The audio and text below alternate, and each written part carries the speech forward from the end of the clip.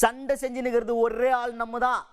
இங்கே அன்பாக வந்தீங்கன்னா அரவணைப்போம், ஆணவத்தோடு வந்தீங்கன்னா அடங்க மறுப்போம், எதிர்த்து நிற்போம் அப்படின்னு ஒருத்தர் பவராக பேசியிருக்கார். யார் அவர்?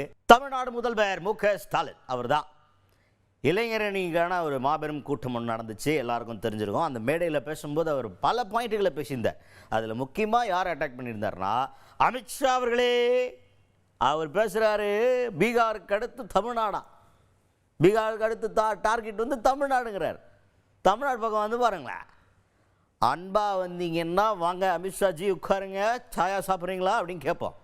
அதே ஆணவத்தோடு வந்தீங்கன்னா அடிபணிஞ்சிரும் நினைக்காதீங்க, அடிபணிய மாட்டோம், எதிர்த்து நிற்போம் அப்படின்னு அமித்ஷா அவர்களை ஸ்டேஜிலே வச்சு எதிர்ப்பு தெரிவிச்சிருக்கிறாரு முதல்வர் மு.க. ஸ்டாலின் அவர்கள். இந்தியாவிலேயே பிஜேபிக்கு எதிராக ஐடியாலஜிக்கல் ஃபைட் பண்ணிக்கிட்டு இருக்கக்கூடிய ஒரே மாநில கட்சி நம்முடைய திமுக தான். அவங்களால வெற்றி கொள்ள முடியாதது நம்முடைய தமிழ்நாட்டை மட்டும்தான். ஆம்ஸ் பாத்தியா? அங்கிள் அங்கிள் நானும் தொங்குறேன் அங்கிள். நீ வீட்டுல போய் தனியா தொங்கு. நான் பார்க்கத்தான் புஷ்பம், என்ன டச் பண்ண ஆயிடுவ பஸ்பம்.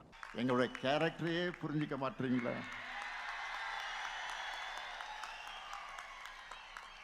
அன்போட வந்தா அரவணைப்போம், ஆணவத்தோட வந்தா அடிபடைய மாட்டோம், எதிர்த்து நிற்போம். மீண்டும் சொல்றேன், அன்போட வந்தா அரவணைப்போம், ஆணவத்தோட வந்தா அடிபடைய மாட்டோம், எதிர்த்து நிற்போம், உங்களை ஜெயிச்சு காண்பிப்போம்.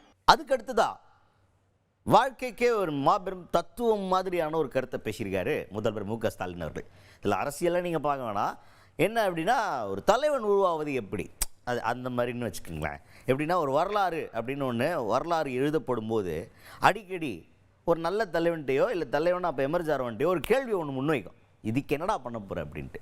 அந்த கேள்வியை பார்த்து மிரண்டு போய் அந்த கேள்வி முன்பு மண்டியிடுபவனை வரலாறு மறந்துவிடும், மனிதன் மன்னிக்க மாட்டான் அப்படின்னு சொன்னார். அப்போ என்ன பண்ணணும் அப்படின்னா அந்த கேள்வியை எதிர்கொண்டு வரலாறையே திருச்சு தனக்கேற்ற மாதிரி ஒரு வரலாறாக உருவாகிறான் பாருங்க, அவன் தான் தலைவன் அப்படின்ற மாதிரி ஒரு பியூட்டிஃபுல்லான ஒரு மேட்ரு பேசியிருந்தார். இதில் அரசியலாம் நம்ம பார்க்க வேணாம், இந்த நல்ல கருத்து இருக்குல்ல அது எல்லாருக்குமே பொருந்தும். நம்ம முன்னாடி வைக்கப்படுற கேள்வியை பார்த்து நம்ம பயப்படுறத விட கேள்வியை நம்ம வந்து பதிலை கண்டுபிடிச்சு நமக்கான ஒரு தருணமாக அதை மாற்றணும் அப்படிங்கிற ஒரு மோட்டிவேஷன் இதுலேருந்து எடுத்துக்கலாம். மக்களே பாருங்க, இங்கே கூடியிருக்கக்கூடிய இளைஞரணி தம்பிகளுக்கு சொல்றேன், ஒவ்வொரு தலைமுறைக்கு முன்னாடியும் ஒரு வரலாறு ஒரு கடினமான கேள்வியை முன்வைக்கும்.